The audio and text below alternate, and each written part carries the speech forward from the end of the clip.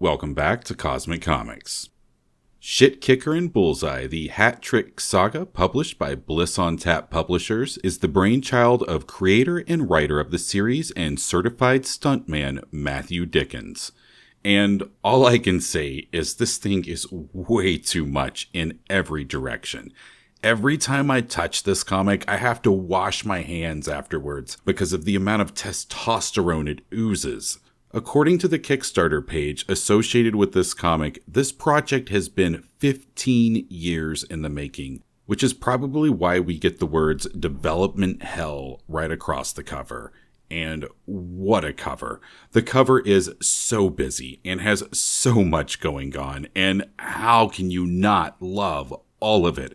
From the buxom, ball-busting blonde sporting the Stunts Unlimited logo, to Skull Mountain, to motorcycle-riding shotgun samurai sword-wielding motherfucking look ma no hands, I got the MacGuffin briefcase, no need to look back at the explosion behind me, I love America fall guy, to an apocalyptic Nazi rocket with the number of the beast on it, to more Nazis fighting inside what looks like a boxing ring, to metal sharks, to an Indiana Jones looking stuntman being filmed wielding a samurai sword on the back of a moving train, and we haven't even opened the cover because the insanity continues.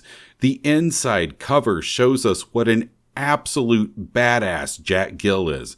We get explosions and ninjas and Spartans and a line from Gladiator and Talladega Nights, and the Stunts Unlimited logo is plastered on everything. I'm not going to spoil the first issue. I will say that it's as all over the place as the cover, with plot elements taking place from the year 29 current era to the modern day, with most of the action centered on the late 1800s. Certain elements seem to be out of place for their time periods, such as a muscle car hanging out at a drive-in movie theater in 1899. I'm not certain if this is a reflection of the world the story is taking place in or just bad writing. And finally, the first and only issue wraps up with a 5-page rant by the creator, bitching about how little support he's gotten for this project every step of the way, including his rejected 400-plus page novel based on the same IP and having to sell a classic car he built with his father in order to self-fund this project. I'm all about an artist sharing one's struggle, but dedicating 5 pages of ink to that in your first issue is too much. Additionally, Matthew Dickens wants to make Shitkicker Bullseye a movie, and it already has its own IMDb page, because of course it does. And of course, there's a spin-off series in the works. And at the end of the day, I have to admit that I want to see more Shitkicker Bullseye, because it's over-the-top male machismo puts a smile on my face out of respect for the sheer, unabashed attempt to capture everything that disappeared from a now bygone era. This comic book feels like it creeped right out of my 80s childhood, but as a sellable product to the masses, I just don't see it.